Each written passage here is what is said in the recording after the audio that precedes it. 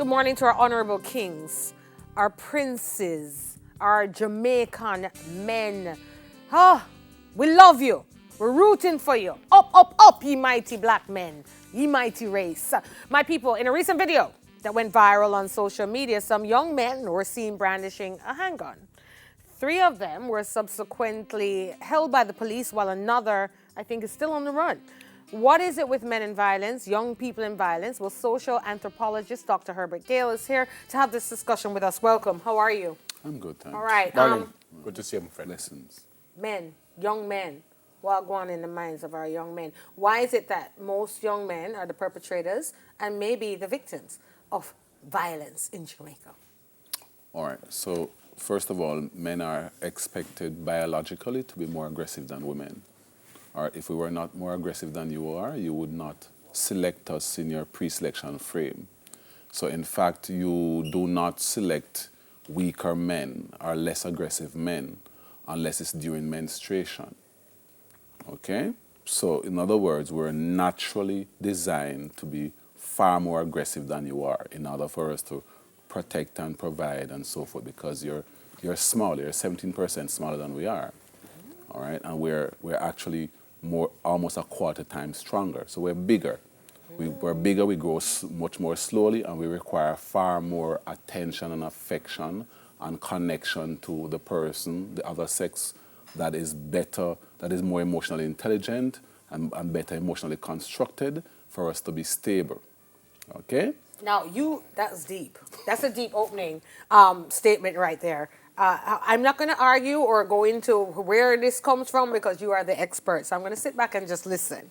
Continue, sir. Right. Paragraph 2. So when we grow in environments that are always war ready, it's an environment that is always set and ready for war, then we're going to war.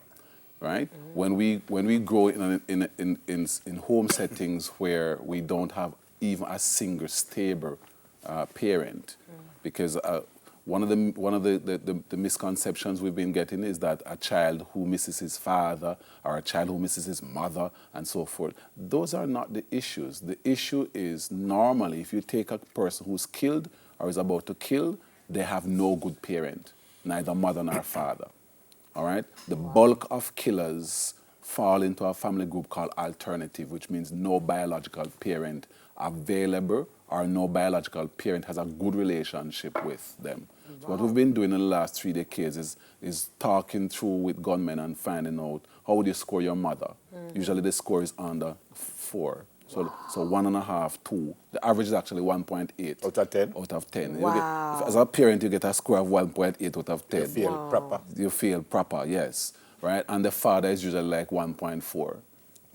Feel worse, proper. So both parents are bad. Question, Dr. Gayle. By the way, that 4th young man did turn himself in. He did. So Okay. all 4, the police have all 4.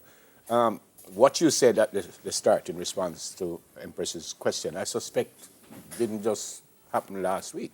No, this was always so, wasn't it? It's We were always always stronger than been women. so. So what's the difference? Because I don't remember as a young man what's going on now. Never used to go on. So The difference, what has changed? The difference is the ecology. All right.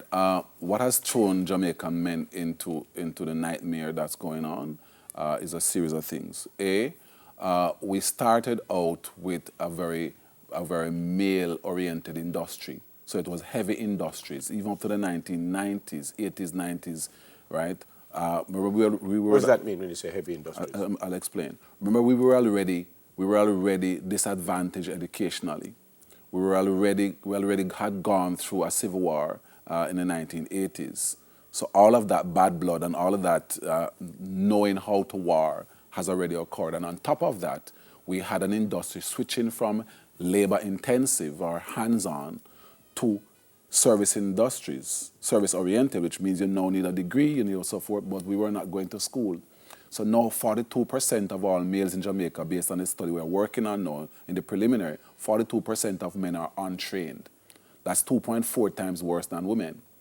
Now when somebody hammers in your head that you are the provider, when your mother sings songs in your head like, boy, I have 3 boy pitney, but a 3 girl pitney. I'm telling you what goes on in the heads of these kids, right? Because none of them is kicking down a door and earning her food. And she doesn't have to say that. one of the things we're doing now is begging with mothers and training mothers not to say certain kinds of words that trigger men to go and hustle, because in Belize we use the most appropriate term, you catch and kill, right? We're hunters. That's not going to go away. A million years from now, we'll still be hunters. But if you're going to hunt, it depends on the tool you're hunting with. If the society hands you, right, a book or hands you a shovel and so forth to hunt, fine. If it hands you a gun, then that's a different kettle of fish.